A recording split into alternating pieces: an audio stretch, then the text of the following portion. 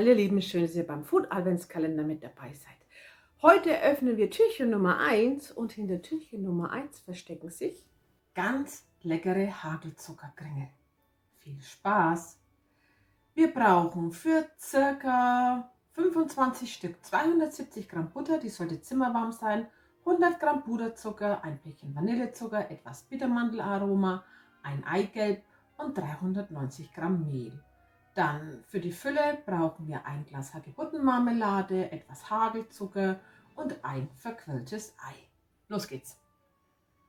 Die weiche Butter, also sie sollte wirklich zimmerwarm sein, so ist es am besten, gebe ich in eine Schüssel und die schlage ich jetzt oder die rühre ich oder knete ich jetzt cremig. Was ich noch vergessen habe, bei den Zutaten dazu zu schreiben ist, ihr braucht noch die Schale einer halben Bio-Zitrone, die habe ich hier jetzt mit hineingegeben. Und das wird kurz verrührt und dann kommt auch noch das Ei dazu und dann wird das Ganze miteinander gut vermengt. Und dann kommt der Zucker dazu und das wird so lange verknetet, bis beides schön miteinander verbunden ist. Und dann kommt nach und nach das Mehl dazu. Also einfach rühren lassen und löffelweise das Mehl hineinarbeiten. Also ich habe jetzt hier den Knethaken genommen. Ich glaube, mit dem Flachrührer wäre es besser gewesen. Aber es geht beides. Sieht man dann. Und wenn der Teig so bröselig ist, gebe ich noch das Aroma dazu. Das könnt ihr aber auch weglassen, wer es nicht mag. Und dann ist mein Teig fast fertig. Ich knete ihn jetzt dann nochmal mit der Hand durch, aber vorher nochmal kurz in der Schüssel verkneten. Denn meistens hängt am Boden noch so ein paar Krümel, die wo schwer rausgehen und dann ja, einfach in der Schüssel nochmal verkneten, dann kleben die einfach da fest und dann kann man ihn auf der Arbeitsplatte nochmal mit der Hand durchkneten. Also ich mache das grundsätzlich mit Knetteige mit der Hand nochmal durchkneten. Denn ich finde, die Küchenmaschine schafft es nicht immer komplett so glatt zu kneten. Ja, dazu gebe ich jetzt meinen Teig auf eine saubere Arbeitsfläche, ein bisschen Mehl, damit es nicht klebt und dann nochmal kräftig mit den Händen durchkneten.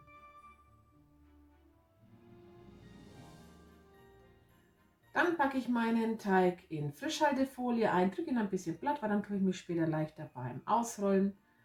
Und der darf dann nochmal so gut für ein paar Stunden, also ich würde den am Abend zuvor machen, dass ihr dann in der Früh loslegen könnt. Also am besten über Nacht in den Kühlschrank legen. Ja, und wenn er dann ausgekühlt, oder besser nicht ausgekühlt, sondern gekühlt ist, hole ich ihn mir wieder raus aus dem Kühlschrank. Dann brauche ich mein Nudelholz, eine saubere Arbeitsfläche, da gebe ich ein bisschen Mehl drauf und dann rolle ich meinen Teig so, ich würde mal sagen, 2 mm dick aus. Dicker muss er nicht sein, denn es wird so ein Stapelkeks, sage ich jetzt mal. Und dann wird er schon dick genug. Also das ist wirklich ein ganz, ganz toller Mürbteig gewesen. Also ich bin echt begeistert davon. Dann habe ich hier solche Ausstecher, das sind so Spitzbuben-Ausstecher.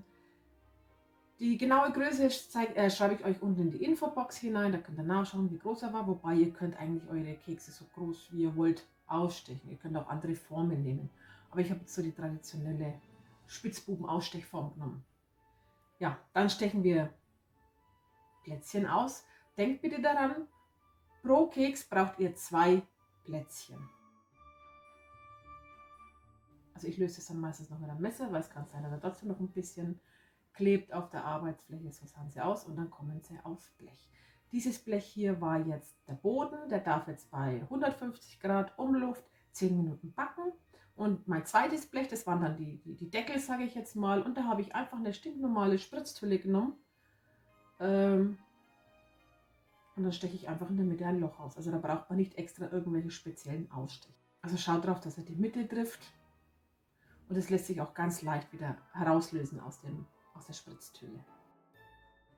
Die Deckel müssen, bevor sie gebacken werden, noch mit dem verquirlten Ei eingestrichen werden. Ist ein kleines bisschen Arbeit, aber ich sage euch, es lohnt sich. Einfach ringsherum alles einpinseln. Passt auf, dass nicht so viel daneben geht. Und dann streue ich meinen Hagelzucker drauf.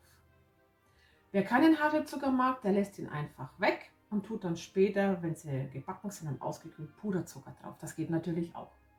Aber es sind ja Hagelzuckerkerne.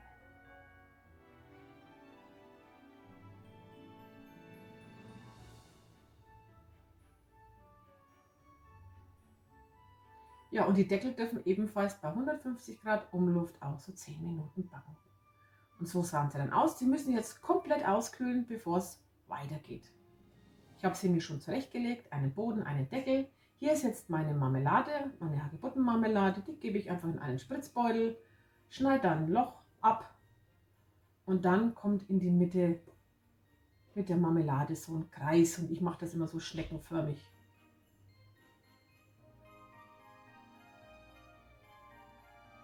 Also nicht komplett voll machen den Keks damit, sondern nur die Mitte und dann lege ich den zweiten Keks mit Hagelzucker oben drauf und das mache ich dann mit meinen ganzen Plätzchen. Ihr könnt auch eine andere Marmelade nehmen, also es muss nicht die Hagebuttenmarmelade sein, ihr könnt jede x-beliebige dafür nehmen. Ja, und das macht er dann mit den ganzen Plätzchen. Schaut auch drauf, dass die Rillen von der Seite schön aufeinander liegen. Und dann dürfen die noch mal kurz trocknen, damit das alles schön fest ist. Und dann sind sie fertig. Die kann man länger lagern, so gute 2 bis 3 Wochen und natürlich kühl, trocken und dunkel lagern. Ja, und das war jetzt mein Rezept meiner Hagelzuckerkringel. Die sind sowas von weich gewesen. Also unsere sind schon weg, ich muss neue backen. Also die sind wirklich mega lecker und durch die Marmelade noch so richtig schön fruchtig. Ja, das war's dann auch von mir. Ich hoffe, das wird euch gefallen. Wenn ja, lasst mir einen Daumen nach oben da. Abonniert meinen Kanal und wir sehen uns ganz bald wieder. Dann wünsche ich euch noch einen tollen Tag, eine wunderschöne Weihnachtszeit und bis demnächst. Tschüss.